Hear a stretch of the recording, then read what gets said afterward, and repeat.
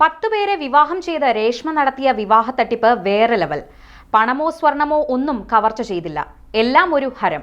ഭർത്താക്കന്മാരെയും വീട്ടുകാരെയും വിളിക്കാൻ പ്രത്യേകം calling time schedule. Matrimonial വഴി വരന്മാരെ തേടിയ രേഷ്മ വിവാഹവേദിയിലെത്തിയത് ഭർത്താക്കന്മാരുടെ വാഹനത്തിൽ. സംശയം തോന്നി പിടിക്കപ്പെട്ടത് പഞ്ചായത്ത് അംഗത്തെ വിവാഹം ചെയ്യാനിരുന്നപ്പോൾ.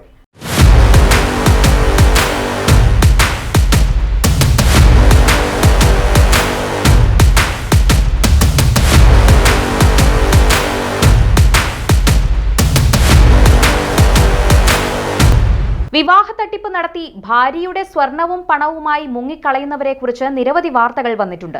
പലതും അവിശ്വസനീയമായ കഥകളായിരുന്നു.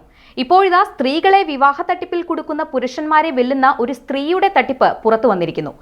വിവാഹ തട്ടിപ്പ് കേസിൽ അറസ്റ്റിലായ എറണാകുളം ഉദയംപേരൂർ സ്വദേശി 30-കാരിയായ രേഷ്മയാണ് കക്ഷി.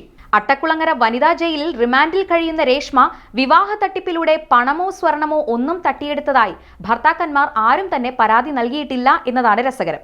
10 പേരെയാണ് പലയിടങ്ങളിൽ നിന്നായി രേഷ്മ വിവാഹം കഴിച്ചത്. രേഷ്മയുടെ തട്ടിപ്പ് രീതികൾ എങ്ങനെയാണെന്നത് സംബന്ധിച്ച് കൂടുതൽ വിവരങ്ങൾ പുറത്തു വന്നുകൊണ്ടിരിക്കുകയാണ്. 10 പേരെ വിവാഹം കഴിച്ച രേഷ്മ ഈ വീട്ടുകാരുമായി മികച്ച ബന്ധം പുലർത്തിയിരുന്നു എന്നാണ് ലഭിക്കുന്ന വിവരങ്ങൾ. ബീഹാറിലെ സ്കൂളിലെ അധ്യാപികയെന്ന് വിശ്വസിപ്പിച്ചാണ് ഭർത്താക്കന്മാരെ രേഷ്മ പറ്റിച്ചത്. എല്ലാ ഭർത്താക്കന്മാരുമായി നല്ല ബന്ധമാണ് സൂക്ഷിക്കുന്നതെന്ന് പോലീസ് പറയുന്നു. ബീഹാറിലേക്ക് പോകുന്നുവെന്ന് വിശ്വസിപ്പിച്ചാണ് ഒരു ഭർതൃ വീട്ടിൽ നിന്നും മറ്റൊരു വീട്ടിലേക്ക് യാത്ര തിരിക്കുന്നത്. 10 ഭർത്താക്കന്മാരെയും വിളിക്കാൻ പ്രത്യേക സമയവും രേഷ്മ ഷെഡ്യൂൾ ചെയ്തിട്ടുണ്ട്. ഇങ്ങനെ കൃത്യമായ ടൈം ടേബിളോടെയാണ് അവർ ഭർത്താക്കന്മാരുടെ വിശ്വാസ്യത ആർജിച്ചെടുത്തതും തട്ടിപ്പ് നടത്തിയതും. രേഷ്മ വിവാഹം കഴിച്ച എല്ലാവരെയും പോലീസ് ബന്ധപ്പെട്ടിട്ടുണ്ട്.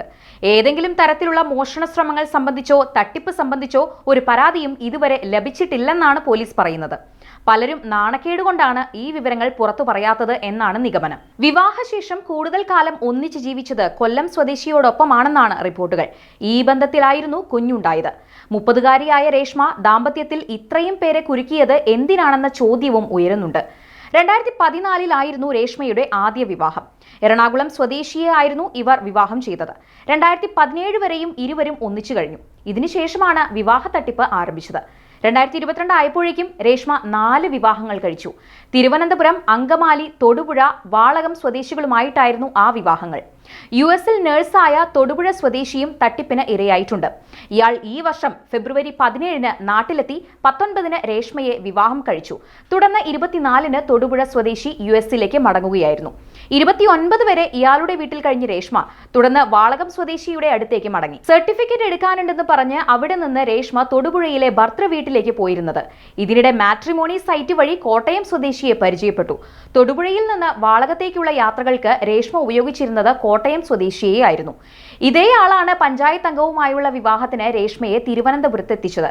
തനിക്ക് ബീഹാറിൽ പോകണമെന്നും തിരുവനന്തപുരത്ത് ഒരു ആവശ്യമുണ്ടെന്നുമായിരുന്നു കോട്ടയം സ്വദേശിയോട് പറഞ്ഞത്. പോകുന്നതിന് മുൻപ് താലി കെട്ടണമെന്ന് ഇയാൾ പറഞ്ഞതോടെ യാത്രക്കിടെ ക്ഷേത്രത്തിൽ കയറി.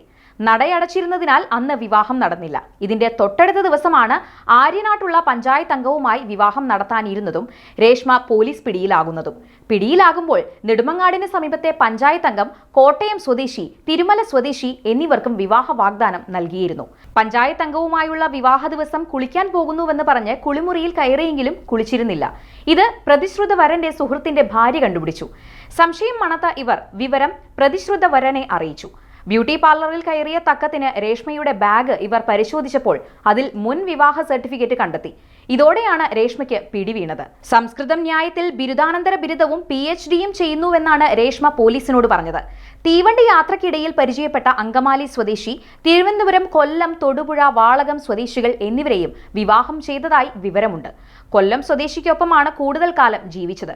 ഭൂരിഭാഗം ഭർത്താക്കന്മാരെയും ഒരാഴ്ചയ്ക്ക് ശേഷം ഉപേക്ഷിച്ച് കടന്നു കളയുകയാണ് രേഷ്മയുടെ രീതി. ഇങ്ങനെ മുങ്ങുമ്പോഴും മോഷണമോ മറ്റ് പരാതികളോ രേഷ്മയ്ക്കെതിരെ ഉയർന്നില്ല എന്നതാണ് ശ്രദ്ധേയം.